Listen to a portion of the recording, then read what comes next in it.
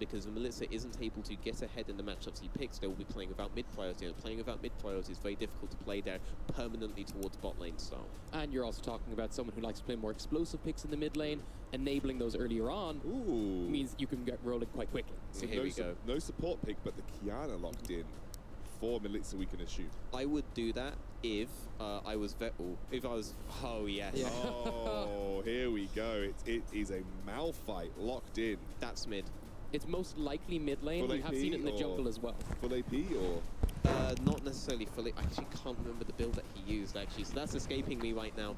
But this is definitely a mid lane versus Qiyana for WLG. They have done this before. Like I believe it was specifically versus. Abyssal Mask. I believe it was specifically versus Zed. I'm not gonna. I'm not gonna speak to a matchup that I can't. It's been a long time since I've seen a Malphite mid. I don't blame you. I haven't seen Malphite mid since about season 5. So But another huge thing is it has incredible synergy of the Kai'Sa later on, right? He immediately jumps in on a lot of pick potential here already, and it's a really strong matchup. Vodafone Giants obviously think they can make it through the second ban phase versus supports. Yeah, I mean, you can sometimes see even some hybrid builds coming out, depending. I'm waiting to see what the Malphite does come with. A lot of that will be comp dependent, I believe, so I'm waiting to see what what WLG do round it out with. Olaf going to be banned off. I'm guessing, assuming the Urgot towards Delito, and then maybe Olaf, because he has been flexed to top sometimes, but more likely towards Davis. So I think they're aware that Paris is wanting to take The one thing I'm thinking is if you follow this up with the Yasuo, you have a huge amount of knockups there if Delito's comfortable. Yes, you'd have to play Yasuo top, of course, which could be a bit of a risk. It's going to be Davis the Antonio, on the Lee Sin. So he's going to take that, and this is already looking like a spicy composition right now for WLG. WLG have done their homework. They know where they have to attack Giants. They know where Giants will be weak. If you remove that 2v2 mid lane, then they're able to play with advantages towards the bot side of the map. However, ultimately, this will be advantageous for their top laner, who I believe they really want to play around, that they're giving him the counter pick. Ah, the Antonio. Shocked. I'm shocked. True shocker. The Antonio on Cho'Gath, probably his 50th time playing that in his career. Not really the Sion pick, but who knows what they could pick into it. You would be thinking of the Gangplank, you would be thinking of stuff like the Cassio right now. There are a multitude of things we could see. That's why I'm saying the Yasuo is like, yes, it's not the most amazing lane for you, but certainly have the freedom there to then farm up and be quite strong. It's going to be the Alistair locked in for the top bot lane here. So we're going to have an Alistair Xayah lane, and we'll see how WLG round their composition out, because they have just one more pick. We assume this is Delito's pick in the top lane, although we could be completely debated in seeing the Malphite go top. No, it's not going top. This is definitely going. I assumed as much, but you know, just one of those things. They're waiting for it now. There There it we is. go. Mordekaiser.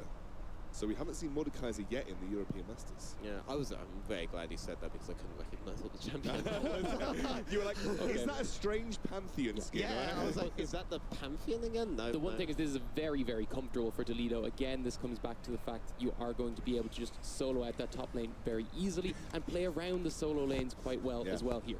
Yeah, this is mid to top, very, very clearly, very, very well channeled. And if your bot laner is able to make it to later stage of the game without being accelerated on too much, then you have a very scary composition coming out of WLG. It's weird, because I just look at WLG, I'm like, if this is getting to like 35 minutes, then they just auto-win. Like, it's like a really easy auto-win style composition. Yeah, it's somewhat like that, yeah. Cho'Gath will be difficult, but they have a tank killer on the side of Kai'Sa, and they also have the ability to remove certain key frontline elements with Lord. So what are Giants doing to win here? I'm looking at Giants, and I think, you know, you want to start obviously winning through that bot lane as well. If you can maybe get Razork down there early on, maybe that's something they could try punish with quickly. All right, so we've got a bot lane priority, maybe a bit of bot mid combo with the Giants. It's the jungle that I'm really focused on there with the Elise. So he needs to pop off. So very briefly then, WLG or Giants, who's taking this? I'm for WLG. I much prefer their aggressive style comp, but I just love Malphite mid. Problem is that I believe that Giants will just play through mid jungle at level 3, and Malphite won't really be able to do it until level 6, so I think it's still in favor of Giants. I'm going to go for Giants as well. I'm going to hand it over to our casters. It's going to be BP and Oaks. I love gaming, you love gaming, we love gaming. Welcome, ladies and gentlemen, to the cast. That was not practiced. That was 100%. I was like, I'm going to see if Ox can pick up on this synergy, man. Beautiful Synergy, it's there.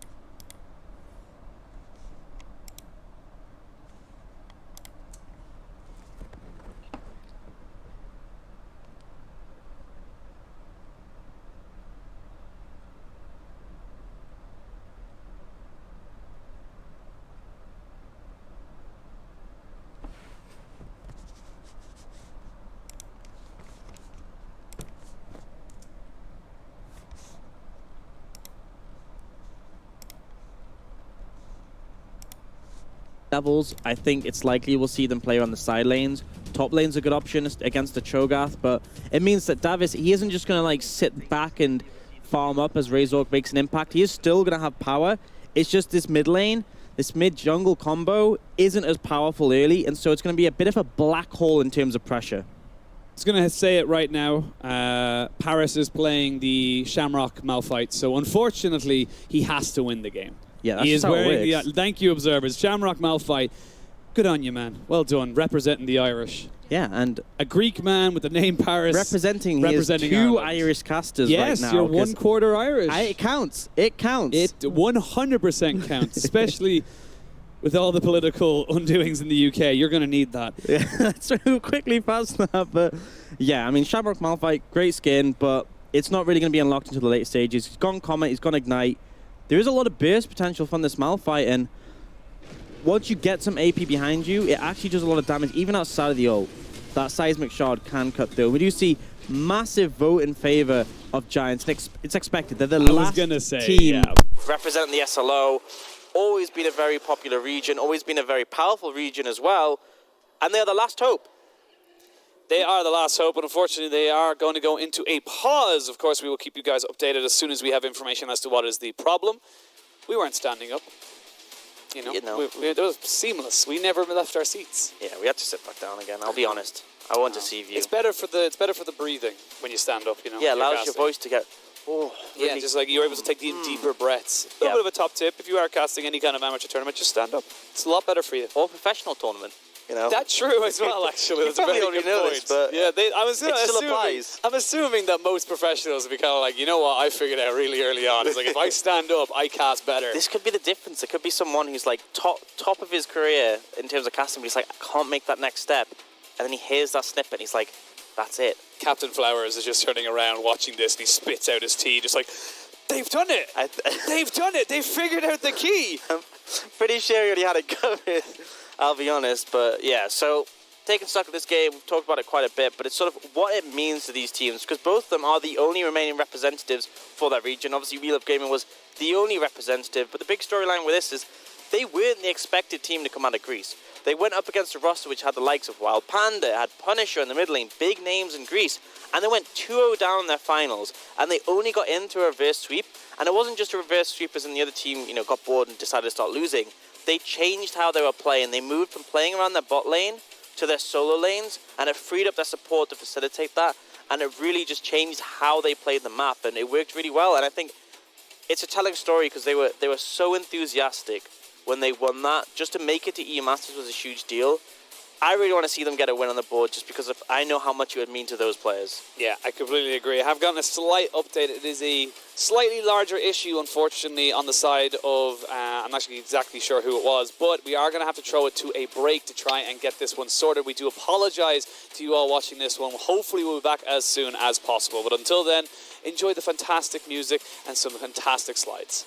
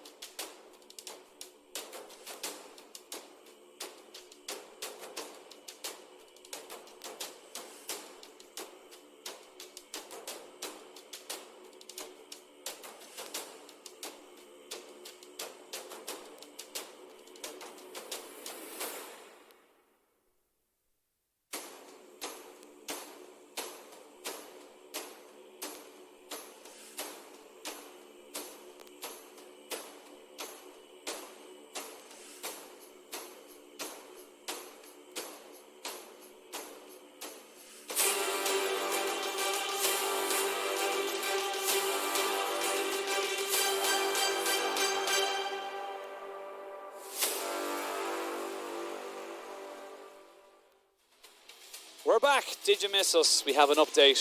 It was a ping issue on the side of WLG. It has been hopefully sorted. Yeah. Hopefully found a resolution. Just swapped out the rotor or something like that.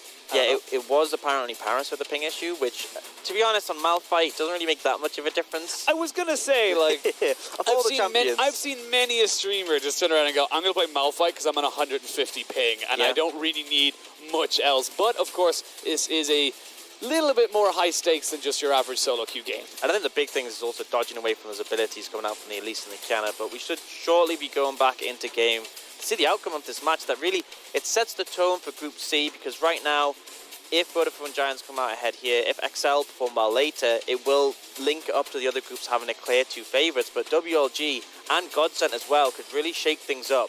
And that's the thing as well. Like, you can't really underestimate these teams. We've seen, fair enough, it hasn't seen an upset just yet, but we have seen a lot of very, very strong showings from the CP Sparks. The last game just gone as well. Red Star very much showing the shakiness of Fnatic if they don't go exactly to their plan. And these are the kind of teams, like, you know, yes, fair enough, they're not part of the massive regions, but they can force you to kind of really question, you know, how confident you should be. Yeah, and I think the big thing is, even these stronger region teams, none of them are perfect. I mean, that's a given.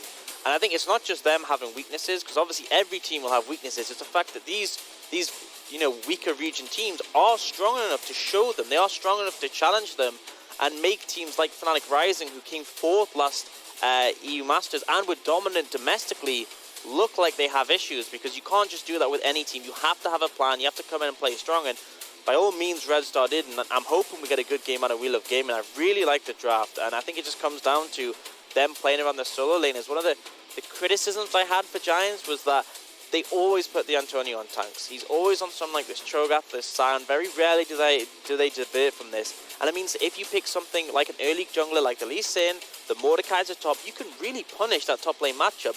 Get the Mordekaiser ahead. And I mean, I think anyone who's played against a champion knows if he's ahead, it's just so frustrating to play against. And as well, like you said, like, they always put the Antonio onto tanks. Sions, Cho'Gath definitely be something he favors the most, but if you become predictable in your draft, that's when you can kind of see a lot of weaknesses. And then, yes, you might not have the answer straight away, but now the more times you play this, the more times people see this Cho'Gath top, the more chances are given to the sides of, you know, the We Love Gamings, anyone else they see in the future, XL as well, to really try and punish this kind of, I would say, not so meta pick.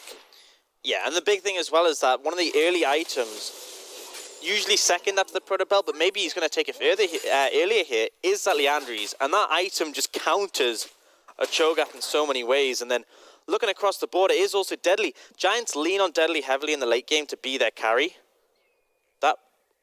He didn't take it, so he's on 7 instead of 8. Yeah, but I think that when it is just a little one, it will reset. It will reset. It's not a big deal. I was worried. It was a big deal, but it worried. is 10 gold and a little bit of XP. True. Don't think it's going to be a massive difference maker, though. We see Razork went for a full clear starting from his blue side, and that suggests he is wanting to play around that boss side of the map, which is mid lane and the bot lane. He is now level 3. He's starting to look for some aggression here, and level 3 at least is something very scary to deal with. Davis does hit level 3 himself, but might be caught out. See now, not going to land any kind of CC, not going to throw out any kind of CC, but the junglers have now shown each other so they know exactly where they are. Mlitza does have the push into this mid lane. Paris, one big problem, I suppose, with Malphite is that he is a hungry mana man. He needs a lot of, you know, kind of resources to keep him, you know, topped up in this lane. That's one of the issues with taking the Ignite instead of the TP. I mean, it means your all-in pressure is great, but you are lacking that ability to get back to the lane, reset your corrupting stacks. And I mean, he's tied up with the Kiana, but Kiana's one of these champions, and it was described to me the other day by a player in a really great way, which was, you just don't even have to think about your mana. Kiana's mana costs are so low, she's comfortable just spamming abilities, and she's fine with it. And that might be the difference maker in the priority in the mid lane. And it does mean that Razork, he's going to have the help sooner. You see, even as he went for that invade, Militia was already moving over to assist. Yeah, we'll spot each other again, so Davis using that Scryer's Bloom to be able to say where the Elise is. Elise now hovering towards this mid lane, and of course, knowing that the Elise is in the top side of the jungle, Paris going to path himself towards the bottom half. Paris, you've got to be a bit careful here. You should know he's on that side of the map. Waves in a very bad place for him, so he wants to try and get as much as he possibly can. Paris not going to get hit by the cocoon. Razork just going to go back towards the bot side of his jungle. And I would like to see Davis move over and assist him in shoving this wave in. It would mean Paris can get a reset off, reset that mana, reset the corrupting stacks. The help would be definitely favoured. And we saw Razork, he's gotten both Scuttle Crabs, a massive advantage, but he's now only just now doing his Raptors and his Krugs. And you want those camps to reset as soon as possible because they're worth so much XP, especially on the second rotation. So you can see on Davis' side of the map, he already has his Krugs respawned. So Razork went for a clear that gave him both those scuttles, but it does mean it's going to be a little bit detrimental in the long term. And we did see Davis also help Paris get that recall, so good move coming out from him. The Antonio getting pushed in now underneath his turret by Delito. Davis is towards this top side, making sure there is no sneaky Elise coming in here. First dragon to spawn is going to be that Cloud Drake, as the Antonio just going to farm underneath his tower.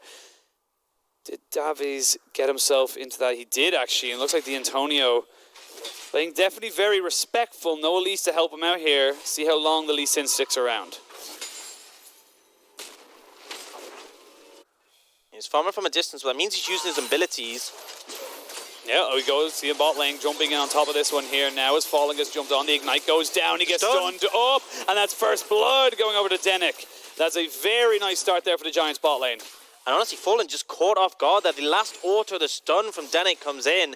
It's enough damage to take out the Rakan. And now they jump straight back in. Can he get the stun down here onto the Kaiser? He can, but Bananito was just a little bit too far gone. Deadly not able to get any kind of follow-up damage, but overall still advantage to the Giants bot lane.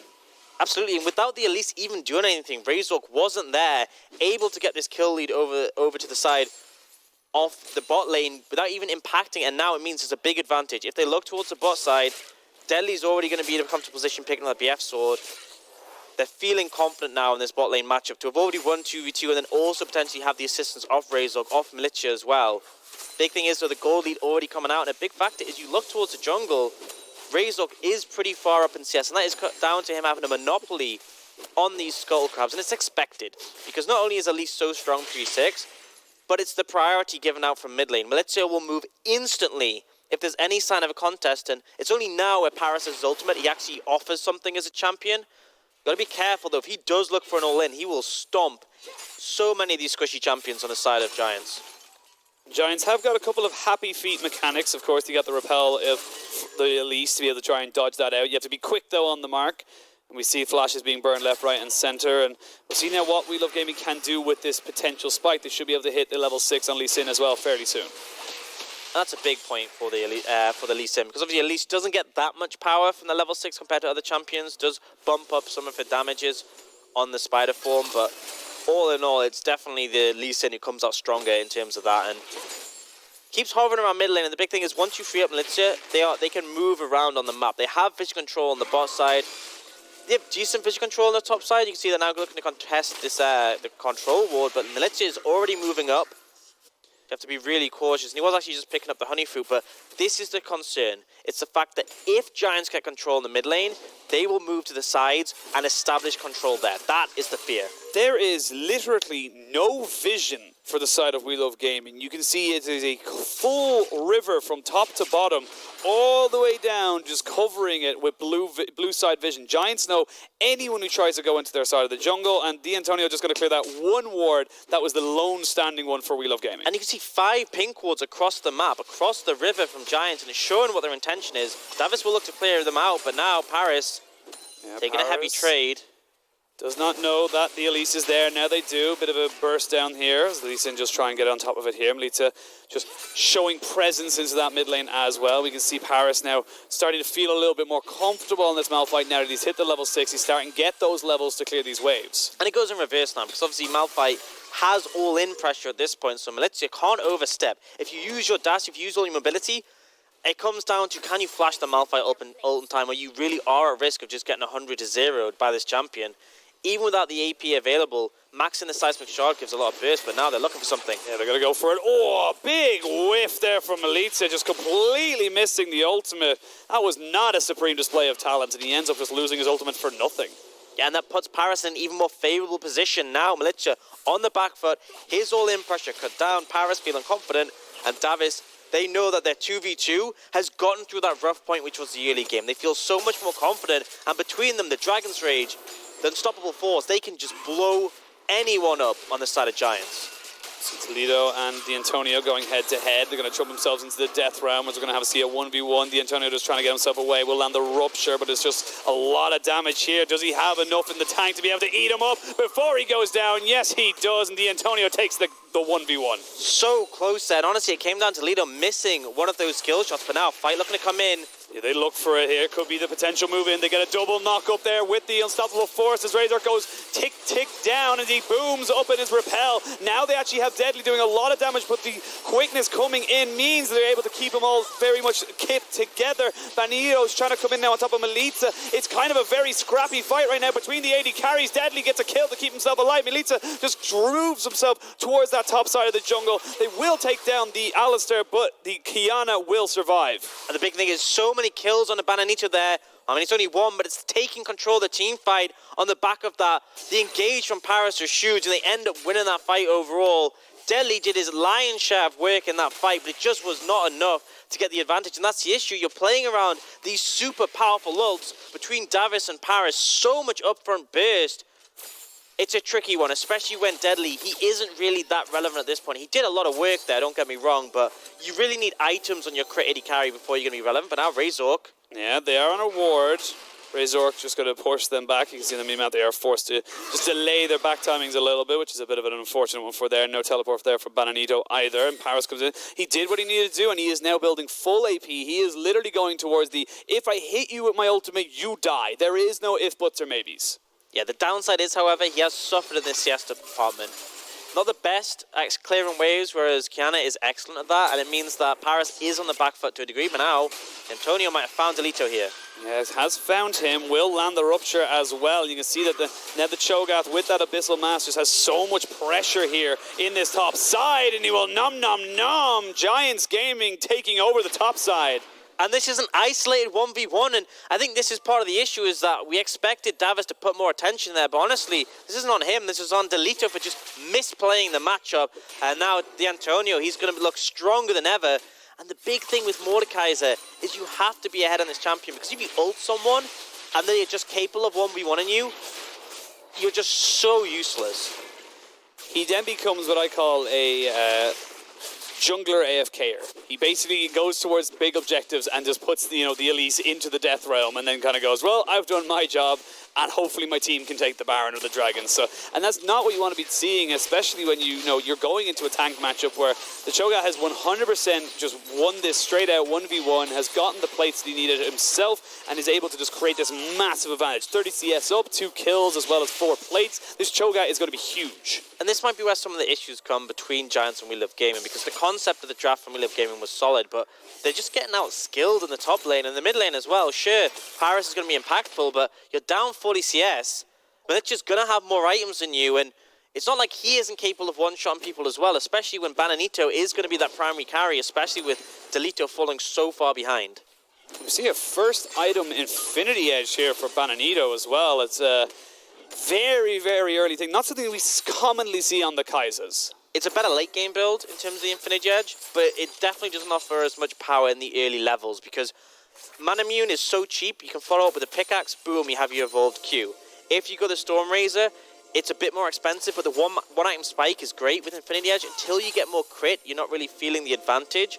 But it does mean if we get to those later stages, Bananito can go toe-to-toe, auto versus auto against Deadly.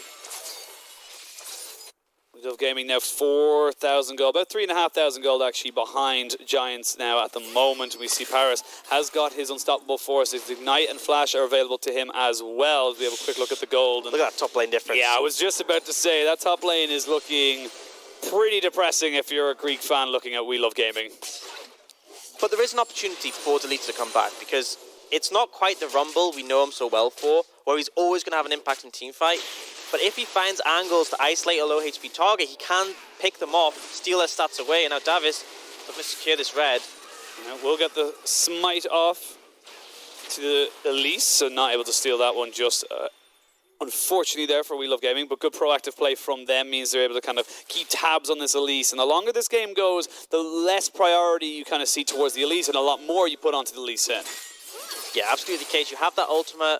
Lee Sin is a champion who's really strong in the mid game because of the power of that. The burst potential is huge as well. Elise still can put up a fight right now, but you're more based around finding picks, isolating targets, blowing them up, than the Lee Sin, who can honestly perform well with those picks or in team fights. Right now, the Antonio, he's free to do what he wants. He's taking that top lane tower. He might potentially look for Roman. Typically, we see the Antonio make a lot of sacrifices to help out other lanes. But here, he's just been confident stomping his own lane. It's put him in a really favourable position where, I mean, sure, the Cho'Gath isn't the likes of a Hyper Carrier for Cassiopeia, for Mordekaiser, who's going to scale super well in terms of a carry, but he can still output a lot of damage. He's still a massive threat, and the ultimate can just shut Bananito out of a fight. You can just blow him up. Yeah, the Cocoon lands down the Paris as he gets bursted down to about just above half health. Melitza now in this bot side going to walk into the river, and unfortunately for him, there are two men just waiting for him as Davids picks up a quick kill. Nicely done by We Love Gaming. Does mean, however, that Reptile's going to go down in the mid lane. Giants are making a push here. No plates, but this tower's going to go down. Tower will fall, and now We Love Gaming actually have the priority, though, if there does end up being a fight. Yes, they use 2 key ultimates, but the big one of the Unstoppable Force still available through them, so respectfully so, Giants back away. Yeah, I think the thing is, though, Delito, at this point, is just useless on the map, so he's just going to stick to farm, and he doesn't really want to join the fights here. He's want to pick up gold and try and catch up with the Antonio. It's a rough situation, but We Love Gaming are a team who have been in rough situations before. We talked about it earlier, how their finals wasn't expected. They weren't expected to be the winners. They went down 2-0 against a team with some really high-profile Greek players, and they brought it back. They are capable of making comebacks. They won't give up, no matter how much the odds seem against them. When they're facing the #1 SLO team, they still will fight throughout. So yes, Giants are ahead. Yes, Giants look confident. We Love Gaming are still going to put up a huge fight here. I will say, however, that is a 3,000 HP Cho'Gath at 16 minutes. With a lot of MR and a nice healthy doping of armor. He is a very, very tanky boy. Yeah, and the thing is, because you've gone for this Affinity Edge build, you have access to the Gensu's Rage Blade later, you have access to... Oh, nicely done there, and that's going to be Bananito forced to flash away, but TP comes in, they will get the knock-up as well on top of Denik, and the Alistar is just going to be so tanky through this ultimate as well. So, Toledo puts Deadly into the Death Realm as you see the rest of the fight just kind of going around on top of this. They will catch out Paris, though, and he's not able to kill off the Kiana, and this is going to be a nice little kick, though, from Davies. He's trying to keep this one back in on top of this, but Deadly is still there. The Antonio is massive, and this is going to be Giants Gaming just destroying We Love Gaming. Yeah, they just win the fight outright. So dominant. And Delito ulting Deadly just to keep him out the fight. And that's what you talked about. All he can do is say, okay, you're not going to interact for a few seconds. No chance of killing him. And the Antonio, tanky as ever, still full HP. Monstrous in that fight. He is absolutely terrifying to come up against. He is just able to burst people down as well, of course, with that Devour, and just really push into it. Of course, sorry, not Devour, I've actually lost the... What's the ultimate? Feast. Feast, thank you very much. But the Antonio, like, this is kind of what he does best, and it's why the Cho'Gath is such a comfort for him. That's a nice engage from Denik. Bananito gets the flash in time to stay away, but critically, the Malphite isn't here. He's not actually assisting in this fight. He's further down, so... You see Delito use Yol here, but now Paris actually gets caught out here. Does go for the ult on one member, but also gets stunned, also gets blown up. And that's their most powerful team fighting ultimate out of the fight. And as much as the rest of We Love Gaming try and make something from this, they really didn't stand a chance as soon as Paris was just unable to impact the team fight. Davies trying his best, got a nice kick as well, was able to knock up 3 people, but like you said, just having to use that unstoppable force on one person and still not being able to burst them down is just a little bit of a waste, unfortunately. And this Malphite is now 50 CS down. The top lane is actually catching up for Delito, in fairness to him, but overall it is Giants Gaming just kind of dictating the pace now onto We Love Gaming. Absolutely is. And now Paris has to hold up against Antonio. This Malphite is not tanky. He's full AP. He has so little HP. I genuinely feel like in a full combo from the Antonio, he might just go down. Looks like We Love Gaming trying to get some vision control just for when the Baron spawns in a minute, but Giants are looking for Toledo. They can jump straight on top of him here as the quickness comes out, but the feathers fly as well. They're going to stun up him as well. He's trying to get this one here, but there's a fantastic Kiana ultimate onto 3. Here's the Antonio on the backside as well. It's a double kill for the Kiana. The Xayah does fall down, but now We Love Gaming on the wrong side of the rift to try and go home. They are going to be cleaned up pretty quickly by the side of Giants. Paris is just running for his life. Yeah, he's going to use the speed buff to try and get away, but He's just being chased down. Giants crushed that fight, and they're looking for the rock as well. They are looking to try and take him down. He finds himself between a rock and a hard place, and it's the ace coming out for Vodafone Giants. This game is starting to look pretty routine for them. Looks like the hard place won in the end. Giants, they used Antonio so well on the flank, but it's Militia with the ultimate. You cannot fight in confined places against the likes of Kiana. He crushes that fight, and Giants look so dominant. We do get a replay. It looks like it could be favourable at the start because Deadly takes so much damage, which is what's Militia. What's the impact this ult has? Just destroying everyone, and then Bananichi and Paris join late. They do look for the execute on a Deadly, and it works. But that's all they get out of that fight. They kill the AD carry, and the rest of them are just going to go down. The Antonio, you cannot do anything to him right now. He's so tanky, so strong. And the CC he offers in these team fights, really clutch as well. I think the Antonio is definitely proving us wrong in terms of our analysis of like, I don't need carries. I don't need my Kiana or my Xayah. I am the carry. If I get fed enough, I can definitely do the damage. He's good at what he does. It's just what he does may not be optimal, but it's working here. No, Davies just gets caught out. CC train, and he is getting back to the grey scheme just as soon as he came back into the rift. And Giants, like I said at the end of that fight, it's looking routine. They're looking like, you know, We Love Gaming are kind of looking a bit desperate, looking a bit lost. Yeah, We Love Gaming looking like they're not enjoying this game right now. And now Giants, they've taken on the jungler. They're looking towards the Baron. The Antonio can tank it for, you know, a good 3 years and then feast it as well. Paris, though, might be caught out here. Paris going to get jumped on. There's the Kiana ultimate as well. Milica picks up that one. That is the power of vision, my friend. And there's just nothing the side of WLG can do against this Baron play. And that's Paris' job. He's the one supposed to be one-shot people, and he gets one-shot by Militia there. Now, the Antonio, another stack for him. Baron taken in Giants. We thought this could be the upset. We thought We Love Gaming. They came in with a strategy. We thought they'd have hope, but Giants have really stepped up. And considering that Origin went out in play-ins, Giants have just looked like another beast, and it really hypes me up because the top team from play-ins where Origin fell was Excel. And they are the other big opponent for Giants in this group, but Giants have just looked like they're on another level. Oh, we're going to see now if they're able to take this one out. There's just, like you said, no way you're taking down this Cho'Gath right now. They have to use both their ultimates to just run for their lives. Quickness and the Killer Instinct used. But we're Baron taken all the time in the world, all the minion waves. Giants just ain't going to stop. Just look at the Antonio's health bar. He literally does not take damage at all. And, I mean, that's one of the issues that you have Paris in the mid lane. What he's looking for is burst. He's looking to execute the weak targets on the back line. But that's not the problem right now. The problem isn't Deadly. The problem isn't Militia. It's the Antonio. He's invincible, and now he has the Stone Plate, which not only does it make him really hard to kill, but it also increases the damage on his feast. It gets to the point where, realistically, all he has to do is pop the Stone Plate, press R, and you're dead from full HP. And it just means Bananito, he can't go aggressive, he can't step up. He's playing backline, and it's really hard for We Love Gaming to win when that's the case. You're looking at 3 items being finished up for the Cho'Gath, nearly 3 items for the Xayah and the Kiana, and you've barely got an item and a half for anyone else on the side of We Love Gaming. It's just a pure decimation from Giants, a pure, I suppose, just kind of, you know, standard affair for them. This is kind of what they expected to have when they came into this game, and that's what they've given us. I mean, I expected a lot of things from this. I expected Razork and Militia to be strong. I expected that. But the Antonio crushing top lane in a matchup where We Love Gaming picked the counter, that I expected less. And it just feels like there's a bit of a skill discrepancy and the comfort. The Antonio is so comfortable on these tanks, and they may not be the optimal meta pick, but they are his pick. Antonio just pushing himself forward, showing that he's just the big boss. He can tank this turret. It's not even a big problem. His ruptures, he's just basically zoning everyone away. And while that's happening, you got Elise just pushing in that mid side. The Antonio, he's a one-man army. As long as he's there, it's just impossible to find and engage. We Love Gaming really running out of options here. And it's tricky. They need to try and maintain the base. They need to try and keep these inhibitor towers alive, but Giants aren't going to let that happen, so the engage is going to have to come in. They have to go for something right now. We Love Gaming are on the brink of defeat here.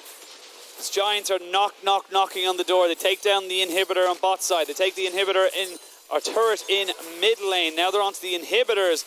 We Love Gaming, they're trying to find something. They're trying to find the Elise. Maybe that's the answer for them right now, but a flash away means that they're not even able to get Paris to get his ultimate off, and that's just going to be Giants just running away with this. You can see on D'Antonio, he doesn't care that he's taking hits right now. He is literally not going to die. As I say that, Paris goes in. They're trying to go burn off Deadly, but they're just not able to do it, and that's going to be the final stand for We Love Gaming. They're trying their very, very best. They will take down the Xayah. The Mordekaiser will die in his own death realm, and they jump straight back in. That is going to be the ace for one. Vodafone Giants able to just crush We Love Gaming.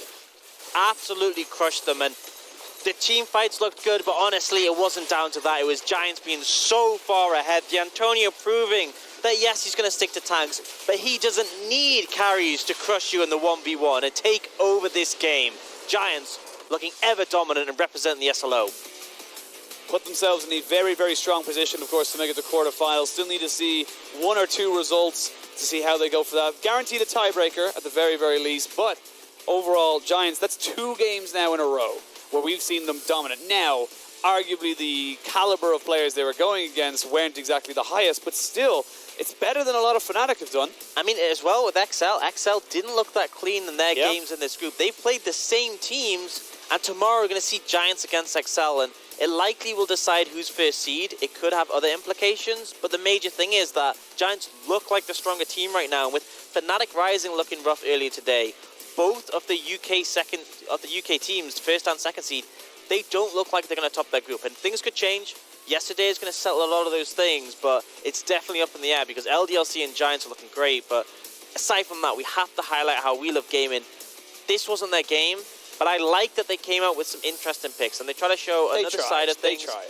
And honestly, it's just, for them to be here was an impressive thing. It was an achievement to make it here, and although they didn't manage to find the win, they made it interesting. They picked some things that we were excited to see. The Malphite mid, it didn't quite play off, but, you know, it's fun. It's fun. Unfortunately, they do fall, and we're going to send it to a quick break. When we return, we will be back on our analyst to set us up for the third game.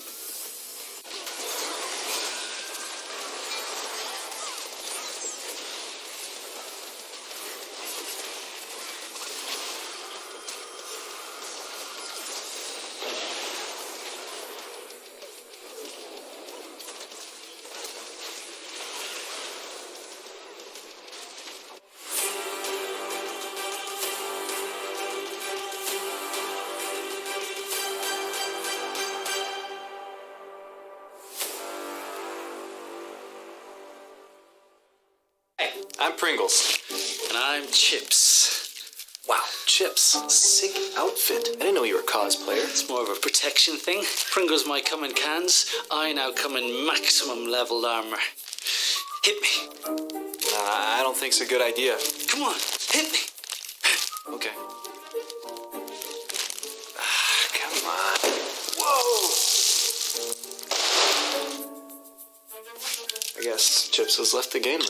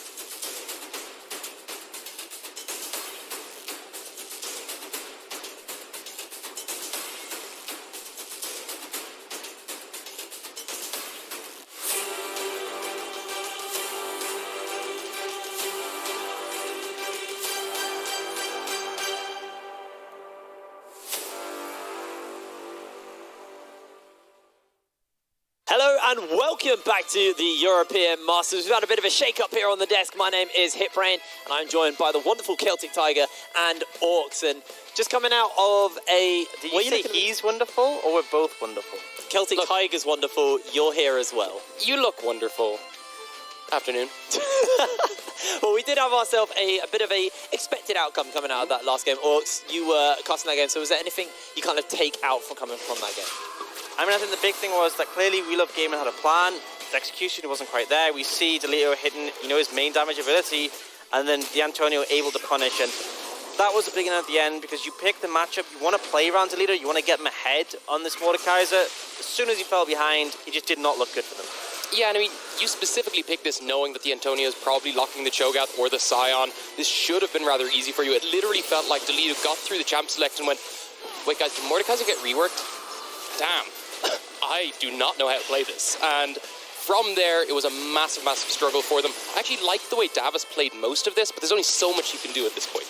And I think a big issue as well is they started putting Paris in the side lane. And you see in this fight, he joined the fight late, he got caught out in the side lane, traveling over, rotating, and then you see the same thing here. Paris is in base, walking over.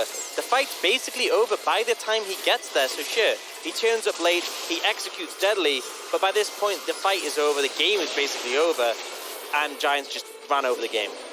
I mean, I want to have a little talk about this Malphite as well, because this is kind of my anti-tilt thing I like to do when I play mid lane, but like, is this just the game plan? You hope that you find those one-shots, or, what did it really offer into the Qiyana? It is, much like the Mordekaiser, a snowball-based pick. You should be, as you said, looking for those one-shots. You are the ones, you need to be the aggressors to make specific use of it. And when you fell behind that quickly, you need the Lee Sin to be heavily snowballing. And in fairness to Davis, he did his best, but the lanes were very hard to work around. And I think the big thing was they knew there was only 2 carries on the side of Giants. They play around Deadly in the later stages, Militia in the early stages. They were like, we have 2 picks to deal with those carries. What they didn't account for was the Antonio turning Cho'Gath into a carry and just taking over the game. Yeah, and it's really sad because we talked about that in the desk beforehand, that Paris plays so many anti-tank champions, that this is the game when you have the massively fed Cho'Gath, that he's avoided the Cassio, the Vlad, and he's like, yeah, I'm Malphite, and I'm just going to watch the Cho'Gath bowl over everyone, I guess. Well, it was a pretty one-sided win there for Giants, but we are going to be moving on to our next game, which is going to be not We Love Gaming, they just lost for the win versus CP Sparks. It's Portugal versus Italy. And one of the kind of main points we were hitting on coming into this was last time it was CP Sparks who got the win over For the Win in the group. No, other way around, sorry. Yes. For the Win got the win over CP Sparks in the group stage. Maybe a bit of revenge here because both of these teams not looking like they're going to be able to get out. I think they're actually locked out. Yeah, so this is kind of your game of pride, really, for these teams. Yeah, I mean, it has to be purely pride. As we said, they can't actually go further in the groups, but from talking to the teams, it seems that they're both looking to take it seriously, so it is very important to them to be representing the regions as best as possible. And obviously, neither of these teams came in the tournament thinking we're going to win this whole thing. They aimed to do as well as they could. Unfortunately, they aren't going to be able to go further, but it comes down to improving on the precedent you set before for the win. Yes, they didn't get out of groups, but they went 1-2. They got a win. Campus Party Sparks, to upgrade on that would be an achievement. So this match, although it's not going to affect the tournament, it's very much going to affect how they feel about the tournament and how they performed for their nations. And it's worth noting as well that I think even though CP Sparks, of course, have lost their previous 2 games, I think in comparison to For the Win's losses, they've looked a lot stronger, and I've really liked the ideas they've brought out in those drafts, and even the way they've executed them to an extent. Obviously, nicer when you win, but there were the ideas of these kind of pick-based comps that I'd love to see. I think one of the really fun things about Sparks is they have just challenged constantly. Even when it's kind of like, we're still going to lose this fight, they still go for it, and just in case it works. They're not a team that are afraid to kind of pull the trigger on the plays. And we're seeing a lot of early game proactivity from them. Specifically, a big part of the shout-out has to go out to Robin, who's been having really good games, but just not able to quite accelerate it enough to give them the edge going in, of course, towards that game end. And even that game against Mouse, they bounced back pretty significantly. They found some favourable team fights, but Rogue, as you said, it was the early game. Against Mouse, they fell behind pretty hard. They find some good ganks like this, but it was overall MOUZ who had their number, but it was the later stages. They didn't give up. They found these great team fights, and even players like Honjo, who normally expect to be almost untouched on these majors, they got challenged in the later stages. And MOUZ, they're a strong team, so it's a good omen for Sparks going into this next matchup. And you're seeing consistently it's Robin who's setting up these plays, but now moving over to For the Win, you have to look at how their losses, yes, they've made the occasional play, but I definitely think Robin was getting in a little bit more than even the rest of For the Win. Because For the Win just play a slower game as a whole. They look to group for team fights in the later stages. For a long time, though, against Rogue, it was just a slow-paced game, and eventually things started to extend, started to go faster. I mean, they even got an advantage in the early levels here, but it didn't hold out. And it all came, a big chunk of that came actually from the bot lane, AFM and Plasma, being very aggressive in their lane. As you do say, they do play a little bit slow, but they do feel like in the bot side at least, as a 2v2 kind of matchup, they do try to at least look for these plays, look for these openings, and they have really impressed me. Yeah, I definitely think the bot lane is something we're seeing in a lot of these plays because they're one of the ones who've had at least decent performances For the Win. I'm just wondering, will that be enough, especially considering that I think there is a decently large jungle difference at the moment? I think both bot lanes, though, have performed pretty well. They both challenge. I mean, you look at the likes of Conjo and Gistic, you look at Hikyu and Raxo, these are strong bot lanes. They have challenged them in the 2v2, so I'd be interested to see what they draft for, because obviously there's going to be priority for CP Sparks around the jungler, but a strong 2v2 could go a long way, and I want to see these teams fight it out. So do you think there's going to be attention towards the ban side there, try and get some of these maybe less aggressive 2v2s, or what are you expecting coming into picks and bans? I hope there's attention to the bot side, but Robin has this habit of just ganking a city no matter what champions he's on. Even if he's on a tank, even if he's on a Sion, he still puts a ton of attention there. I think just go towards your bot lane, set them up to carry the game. Well, we're loading through into picks and bans here. You can see CP Sparks from Italy on that blue side and the Portuguese representatives For the Win Esports on the red side. First ban away will be the Sylas. I mean, I'm just going to follow on from Ox's point there about ganking the top lane. Yes, you might say it'd be nice to maybe shift that towards the bot lane, but in fairness to Robin, it's worked out. So can't fault it too much when he has been able to draw some of those first bloods by moving up towards there. We'll see how it plays out based on the comp, though. All right, well, no surprises really to see the Yuumi getting taken away here, followed up by a Veigar ban from CP Sparks. Definitely thinking out some of these picks and bans a little bit slower. You know, they are taking their time before they ban away a champ. For the Win's bot lane are a bot who will play a variety of things. They've touched on the Garen Yuumi, they've played Jaime Shaco, they've played Veigar Volibear.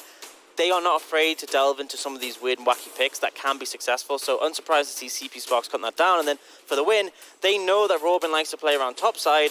The big carry, the one he really plays, is the Urgot. Taking off the cards, it kind of does limit him to tanks. On the other side, I'm looking at our kind of classic first pick there with the Syndra left open at the moment is something that we might see banned away. And also, Veteran's been hitting on how strong the Aatrox is as well. That has still not been banned away, so maybe they want to try and get Asadi onto that Aatrox early. But for the moment, it is just going to be a ban on the Renekton. And I mean, we are kind of going back to what you said, as he kind of likes just to play those tanks. This would be a really nice draft for an Aatrox because you ban the Renekton, but it just isn't a City style. So unless he's picked it up in like overnight, then, you know, maybe we'll see it come out. The one thing I do like the Xayah ban though, because the Xayah Rakan would allow you to have the priority in the bot lane without Robin needing to go down there and would free up the map for Sparks. So it will be a little harder now for them to draft that priority to be certain. I think a big factor as well is that obviously CP Sparks, they start playing around top side for first blood and such. If For the Win want to counter that on the bot side, Xayah is a hard champion to gank, even before the level 6 having the root as well. A City will go on the gangplank. He has played a little bit of this. It's that and Urgot are like the only sort of carries he's really touched on, but there hasn't been a ton of it, and Pantheon gets locked in. It could be going towards the bot lane, but remember, this is what was played up against Sendo on that gangplank himself, was played by Delito, and he got pretty sort of manhandled in the laning phase.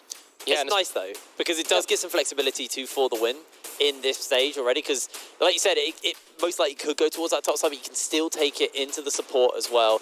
Gives you the ability to go for this really powerful early dives, and we know that AFM and Plasma do play that very aggressive style in the bot lane. They're pairing up with a Jarvan here for Oner. CP Sparks can get their hands onto the Ezreal as their AD carry. Good pick into the Jarvan specifically, because it means when he comes in with the Cataclysm, you can't dash away. I think you look at the side that has the Pantheon and the Jarvan, if you use both of those on a mobile AD carry, you're just dead. Yeah, I'm wondering as well, is this potentially opening up For the Win to maybe pick one of those mages in the bot lane, because they already have some AD coming through? Yeah, potentially could be. They already have the AD supply, and then mages can do well into Ezreal because a lot of them will have more shoving power than the Ezreal, give them that priority in the lane. But you see the Akali come out, so CP Sparks solidifying their solo lanes, giving a lot of power to them already. I mean, you could lock the Syndra here now, and For the Win could be quite happy with that if AFM wants to go for it and kind of maybe flex it there between Shaki as well. We'll have to see. Got a few more seconds before they decide to lock in their next pick, and thinking at the moment about the Swain, and they are going to lock that in, so that is going to be locked in for them. We have seen Swain go bot lane as well so far in this tournament, so this means a bit of flexibility. They have a double flex. I feel like Pantheon Swain's a decent lane because it's very easy to proc the passive from Swain where he yanks you in when you have that point and click Pantheon stun. It also means they could be the solo laners for the win. They have options here, they have flexibility, but they do know what they're going up on the side of CP Sparks. So there's a lot more shown on the side of the Italian team than the Portuguese side have so far. Which is interesting because in the previous two games I actually thought Sparks came in with the better game plan. It could be that Sparks were simply preparing for those major regions that don't quite have as much notes for the Win, or it could simply be the fact that For the Win have so many more options that they're now bringing them out in this last important game for them. Yeah, and obviously we talked about it before, it's for the regional pride more than anything. It's to have either keeping yourself at the 1-2, which is what For the Win got last time, or for CP Sparks, it's improving on their 0-3 score. The 0-3 scores, from the last EU Masters. Well, we'll have a little check-in on the bans here. For the Win have taken away the Tahm Kench and the Olaf, while CP Sparks ban away that Cassiopeia. One more ban for them before they round this out, and it looks for what will be left open for the Win. What do they want to start looking towards next now?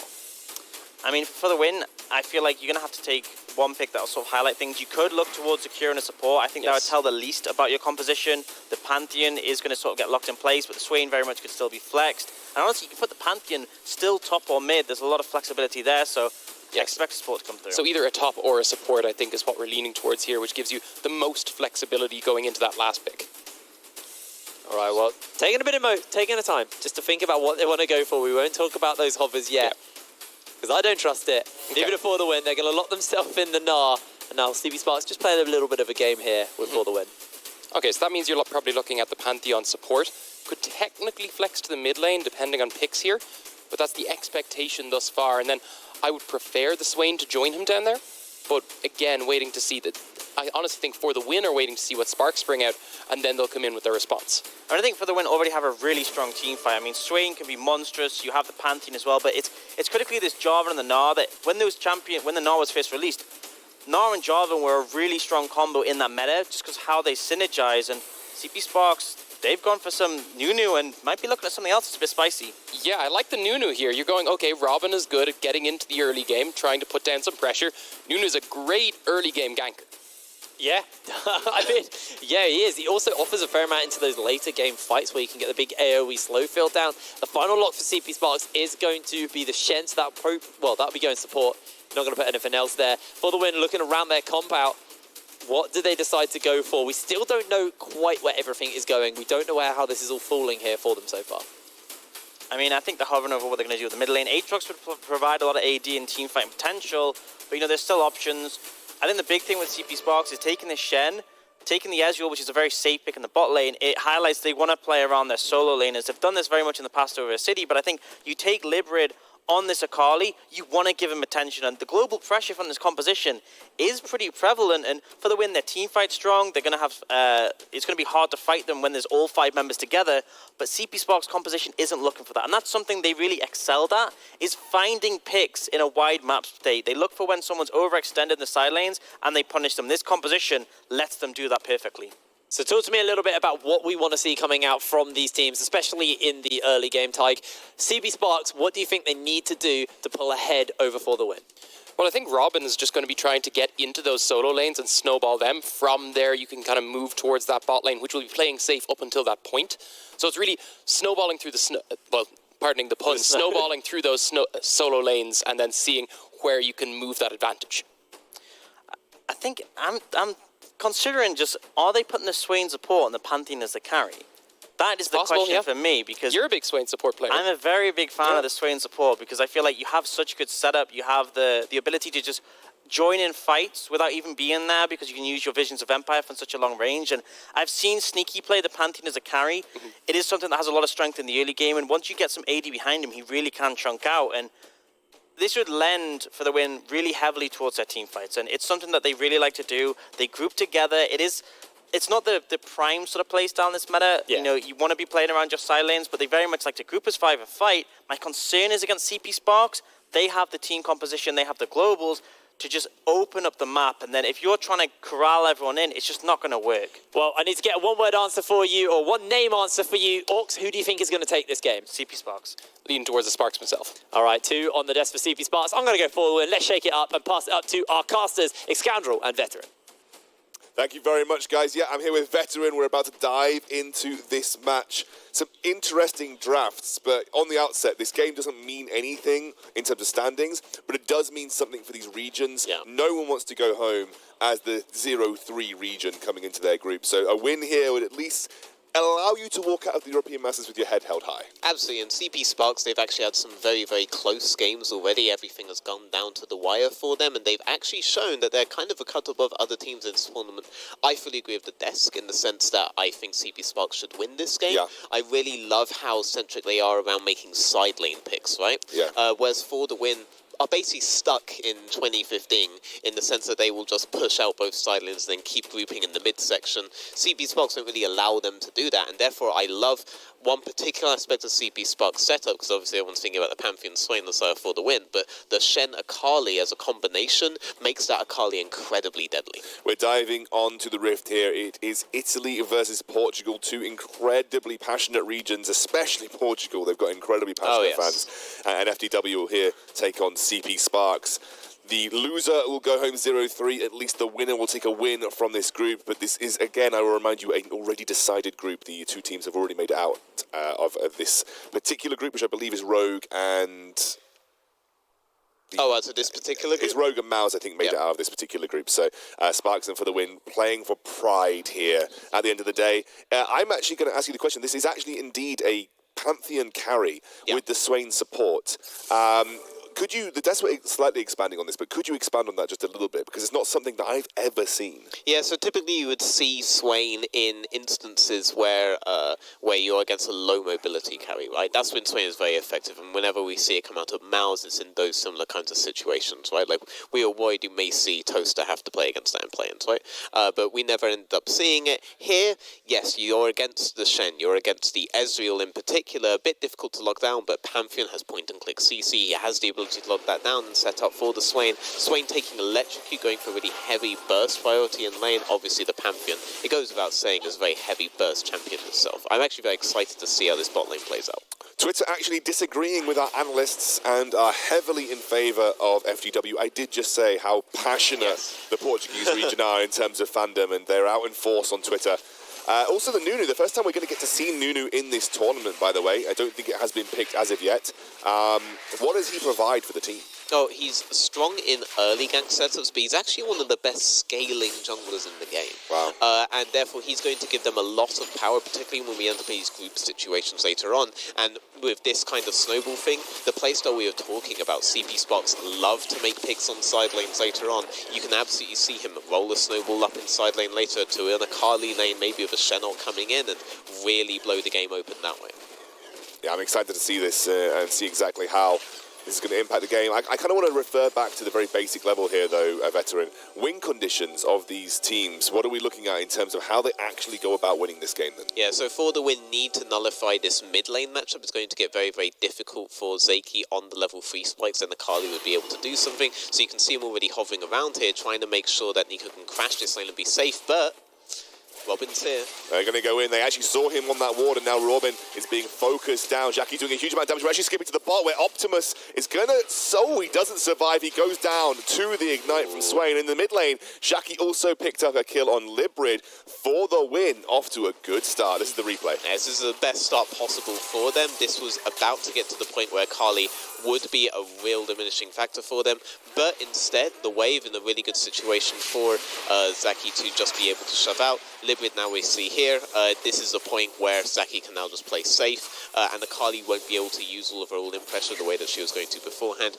Big thing to note, there was a gigantic built-up wave that they opted to fight in. That wave essentially functioned as another spell for the win. So Ezra's teleported back to lane now. He does have flash available, by the way. Yeah. Actually, very little summoners, but he must have just got caught out by that point-and-click stun from Pantheon. It's a very cheesy lane. Yeah. But it's very effective. Pantheon actually is an incredibly powerful champion right now at these 2-3 spikes. His shield gives him almost invincible trading patterns, and if you have the... I prefer to see it with Hell of Blades, by the way, because you can get your 5 proc up very, very fast. If you go in for the stun, then you only end up needing 2 autos if you use your abilities properly to get up to the 5 stack again and then throw out the empowered Q. But we're seeing the PTA from him, which means he is relying on the Swain coming in as well and backing up with CC to be able to get him to those 5 stack points. He didn't even burn flash, by the way. No. There must have been some sort of mispositioning from Optimus, because there was nothing burnt to actually get that kill. You did actually mention that with Sparks, they've got that gangplank in the top lane. You felt like this was going to be more of a solo lane focused game for them. Yeah, the one thing that surprises me about For the Win's drafts, and something I'm very glad to see, is their emphasis on the Gnar top lane here. It's a decent matchup in the Gangplank, becomes a skill matchup. Gnar does need to get leads, but if he acquires any sort of lead, then he is able to run around on side lane versus that. But, big thing, I'm too used to seeing For the Win picking stuff like Renekton, stuff like Akali for top lane, even though they are a very teamfight focused team, but Gnar offers them a lot in teamfights and a really strong combination with the Jarvan here, with the terrain to just smack people into. So I do like the draft coming from For the Win more so than I have from other drafts from For the Win, given their playstyle. Yeah, you can see Jarvan also hovering around that top side of the map now. Acidi is low on mana, but Frozen is low on HP. Does dodge out that barrel really nicely. Frozen wants to make sure that Acidi doesn't go for a lane free, so he wants to be able to crash this safely. I would imagine from here he would move towards midsection, where you are seeing action happening. Librid is suffering at the hands of Jackie here. And, that matchup, it does, I think any range matchup can feel sometimes a little bit awkward for Akali pre-6. On level 6 is going to turn immensely. A lot of it comes down to the level 3 flash point, but both junglers were there, and Owner, credit to him, played it beautifully. He did, and it was all due to that deep ward they actually put in the red side jungle. They just saw Robin coming, but also credit to, Owner, he was in the right position anyway. He knew potentially where he had to be at the right time. He had to be there regardless of the opposing jungler's routes. He needed to be there because if the jungler did make a decision to move there and Akali was able to get a beneficial freeze for herself, then Zeki would still have to stay up towards the range, and any slight misstep, Akali could have gotten him then. Now we're in another portion of the matchup where it could be difficult for Zeki, but Akali hasn't actually reset yet, and Zeki has. He has the lost chapter. Zeki has, like you said, picked up a mini spike in the lane right now. It's For the Win coming out well at the start of the game. This is not a bad start for them, especially in a matchup like this. And now Robin maybe face-checking into Owner. There is a large presence of For the Win. Don't know if they're going to commit to this, though, veteran, as Shen just taunts over the wall. Librid also forced back. No big commit to the fight, but it does secure this River Scuttler for the Win. For the Win actually being very impressive in this early phase. Ideally, you would have liked to have seen CPS be able to get a reset off for Librid with that roam, but Librid is still locked in lane, full item down. It doesn't matter if the minions are in any sort of parity right now, because he still has all the gold in the bank account, whereas Zaki has actually spent it. A lot of damage coming on to Optimus, and you can see here comes Robin channeling that giant snowball, trying to find a way in. Just going to end up crashing it into the minion wave. He will take a bit of damage here, but nothing major going to happen. As it looks like Owner was in the right position again. But you can see, if you watch any CPS game before, how uncomfortable CPS are right now. They're very much characterized by very heavy topside focus, and we haven't seen Robin be able to visit topside. We've obviously seen Owner be able to visit topside once to get the wave in a good state for Frozen. But Robin, he hasn't been able to get anything off this game that he wanted to. He has a checklist of objectives, and none of them have been met. Owner, on the other hand, has to be very satisfied with his performance so far. Oh, Frozen, maybe just looking for something there, but ends up clearing out the wave. In the meantime, they pick up the Drake. And this is a good start for the Win. This is, like you said, exactly what they probably would have wanted from this scenario. They've put pressure bot. They're obviously out-pressuring in this mid matchup now as well. You can see a small CS difference opening up. Liberative really hasn't been able to get into the right situation at the right time. And Robin now heading back down towards bot, changing up his playstyle, looking to put some more pressure on this side of the map. Rolls in the snowball exactly the same way he did before and runs away. For me right now, it's full credit towards Owner. The way that he's played out the early game has been impeccable. It's definitely been a case of better jungler in the early phase of the game. Robin, he got behind, he wasn't able to find the way ahead. despite the Nunu pick, Owner on the Jarvan is the one that's being able to snowball it. I see. Looks like the scaling potentially coming out, though. Remember, we've got to think about that when it comes to SPK, and we're not exactly like we're catastrophically in a deficit right now for SPK. We've got 1k gold, which is a nice lead for the win at this stage in the game, but things haven't snowballed. Oh, God, I've just done it. Things haven't snowballed out of control. We see a roam coming up towards topside from Akali, though, and even though she isn't joined by the Nunu as of yet, she could be joined by the Shen at a moment's notice. You did mention that Shen-Akali combo, and it does look like Shen is in a position to use that ultimate if he needs to. City has had really kind of been the rock, I think, for Campus Party Sparks in a lot of scenarios. Shen just reset. He has just reset. That is going to be a Mega Nard transformation coming out from Frozen, though, and Owner has made his way up to the top side of the map. Okay. Nothing going to happen here. Librid, more or less, performing the role of the jungler here, managing to get a city onto a decent wave. Owner had to be there so Frozen could at least get a wave reset, but it looks like Gangplank was able to get something underway because the reset has been... Oh, actually, Pantheon and Swain going for an early swap. Yeah, they're going for an early swap towards this top side of the map. Maybe Owner is going to combo here with the Pantheon Grand Starfall. They're going in. They try to get him. A city uses a great orange. I think he's even going to get away from it as the Shen taunts in. Here comes the teleport. This is looking like a fight that's going to break out and maybe go wrong as Librid jumps into for the win. The snowball may even land up, getting them the first kill onto AFM. AFM does indeed go down. Now Owner in the wrong place at the wrong time. He's going to go down too, and suddenly Campus Party Sparks have turned online. Unsure is a little bit too far forward for Robin, but it is going to be a 2 for 2 at the end of the... Sorry, 2 for 3 at the end of the day. Sparks come out just ahead.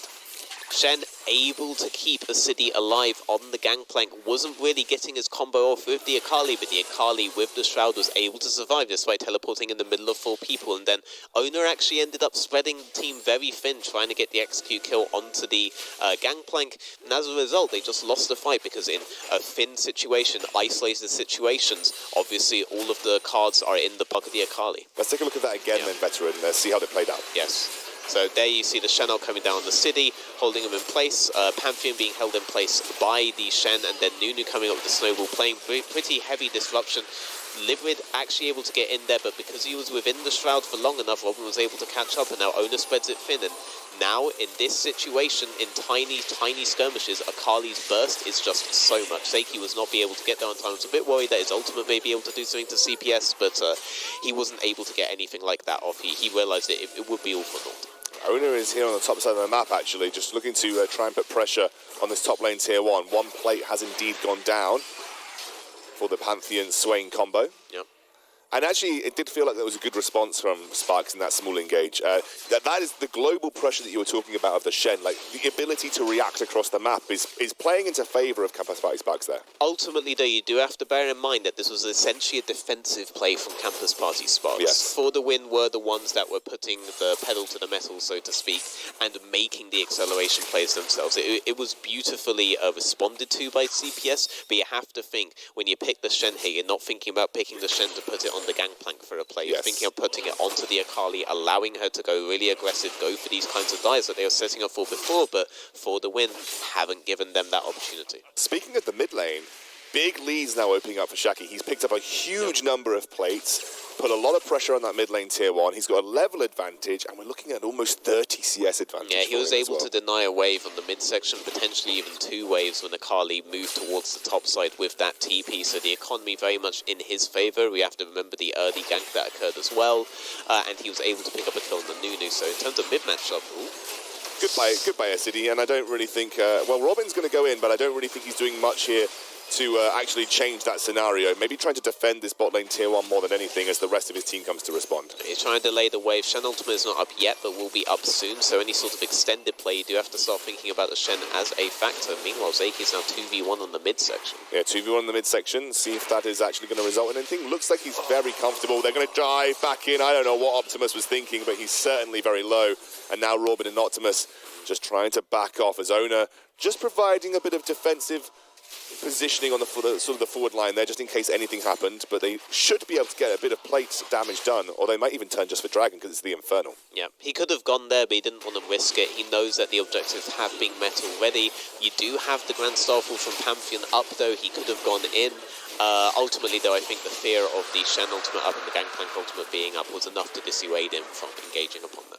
Well, it looks like For the Win certainly getting the edge in this early game. Remember, they are facing up against the scaling of a Nunu, the scaling of a Gangplank, even to an extent the Ezreal, so they're definitely starting this game the way they need to put the pressure on Campus Party Sparks. And for Portugal, this is going to be a great result for them, because getting that win on the board, even though they can't qualify from groups, is still a great thing, you know, in the European Masters to come out and get a win on this stage. We saw this matchup in the last EU Masters as well. Yeah. For the Win versus CP Sparks, and For the Win came out on top.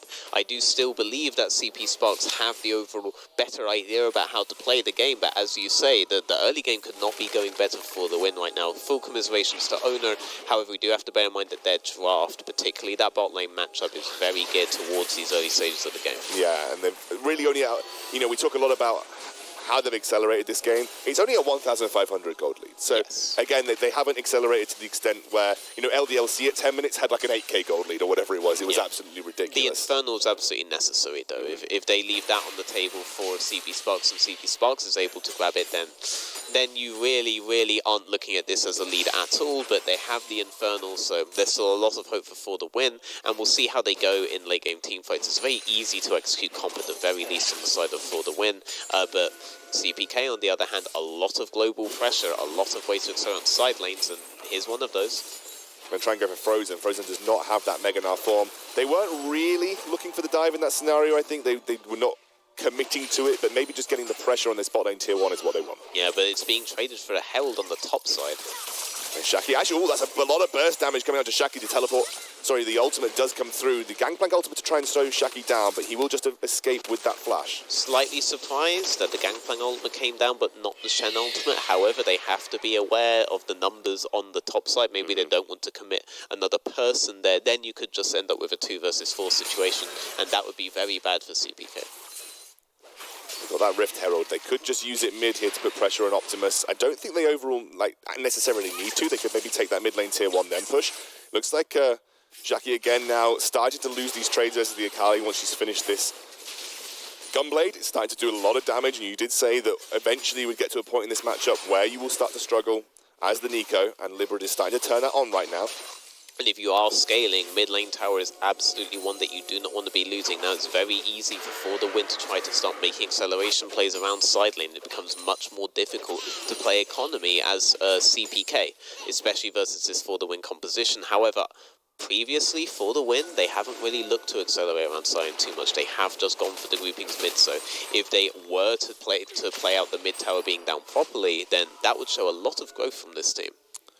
Well, Robin has just essentially, from what I can see, mostly been running to help clear waves. Yeah, he's playing, the whole of CPK are playing very defensively right now, we shall say. But it's a lot better than having all of their tier 1s go down. But Owner has had pretty much free reign of the map, and he's actually been very impactful this game. He got Zeki ahead. Bot lane obviously was able to get themselves ahead by themselves. We do have to question what happened with that early 2v2 in bot, but ultimately the whole map state right now is in For the Win's favour, though CPK do have that scaling objective in the back pocket. Looks like a 4-man dive being set up as the Pantheon moves over AFM. City trying to clear the waves as best he can. Rift Herald is going to get unleashed. Looks like For the Win really just after this turret where they can get it as Robin rolls another snowball just to try and clear a wave, but it won't be enough. It will be the Rift Herald taking down another tier 1 here for the Win. We're 17 minutes in, but we really can say that For the Win are just trying to get the game out of early game, right? They want to enter these long lane states, want to be able to push the waves out far enough so that they can start going for their groupings that have brought this team so much success in the Portuguese League. And it does look good for the Win so far. They do end up trading bot lane tier 1, which looks like it will be traded for top lane tier 1, so CP Sparks able to respond with the strength that is growing in Librid's side lane. Even though he is falling further behind in CS, he's seemingly getting the better of these trades versus Shaki right now. Yeah, but you can see an XP differential opening up here, and having Shen in your lane the whole time is giving you the safety and security, but you are having to trade resources with him. On the other hand, you also want to think, this Drake's coming up soon. Do SBK really want to contest this? Well, then maybe they should start grouping their jungler with them around the bot side of the map, or maybe they're going to leave it well alone. For the win, not actually on the best reset here. This was a huge window for CPK to do something bot side, especially knowing Zaki's positioning, but looks like they've missed it. Looks like they don't want to mess with this composition just yet. They may want to wait a little longer, or do they? Well, they have got some pressure, some grouping, but it looks like, well, Librid's got teleports, so he's going to go and push that top lane wave out. Maybe the rest of SBK will be on delaying duty as Robin now rolls a snowball into the middle of the FDW composition. He gets pulled back in. The Absolute Zero gets channeled. A lot of damage comes down. Channel that with the Gangplank ultimate, and suddenly defensive ultimates being thrown out by For the Win as Swain and Nico pop theirs. This might be the time to shine if you're CP Sparks. Immediately Optimus goes down. They're going to trade maybe 1-for-1 here as Owner is backing out. Librid now immediately dived on. That's a huge amount of damage coming out from AFM. I'm not really sure what they can get done, but the shutdown comes through. Shen is there as well. The Shen Akali combo is really working out. Not the best positioning though, and suddenly SBK are caught in a rough spot as the City now, the main damage dealer, left alive as Plasma darts to dive in and zone them out, and now Robin forced to back out too. SBK should be able to escape here. The Grand Scarfle does come down, separates out SBK, but I'm not sure how much they're going to get done here. As Elias now gets flash stunned, he's going to go down. Robin should be able to escape at the end of this, we hope. He's going round. AFM looking to catch him. Don't think he will. So that'll be the end of it, but they did delay the Drake. It was just a slightly iffy team fight to do so. Yeah, CPK not able to play the side lanes out that they want to be able to play out. For the win, able to force this grouping just by being ahead on the map from being ahead on the early game. And commiseration to Zaki in that fight. He absolutely, he was the most effective aspect of For the Win in that particular fight. The double route onto the Shen and the Akali, and just playing in general very well, bursting Akali all the way down the moment that she TP'd in. He really showed up in that fight, and it shows that Owner's investment into the mid lane was absolutely not for naught. Zaki really carrying that economy through into these fights. Take a look at that again then, Veteran. Yep.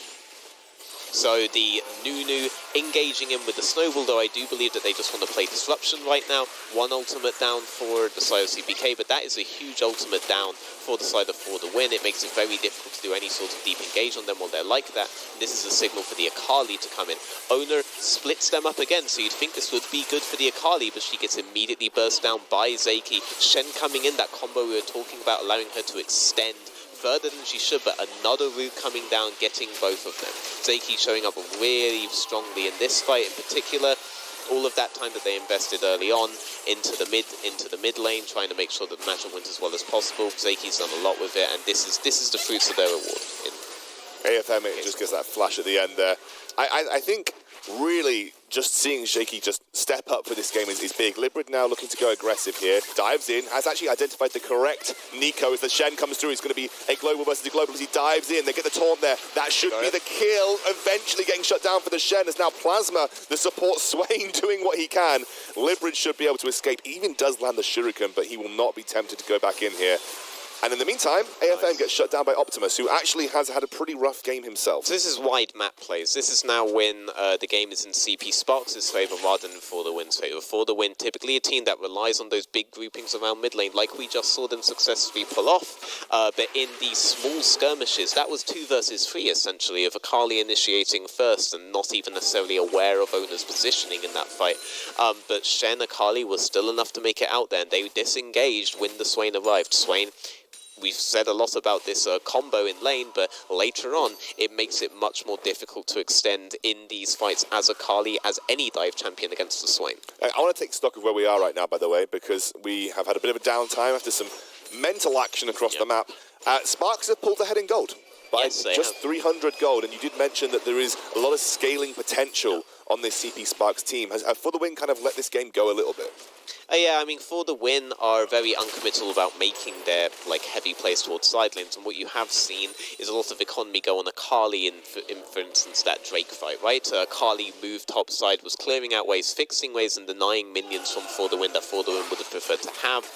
Instead, Akali was able to pick it up, deny some waves from the side of Zaki or Foes, whichever one wanted it, and this was one of many examples in this game where SBK is being able to play better economy. There was also a bounty bounty on the side of Zeki that just got picked up.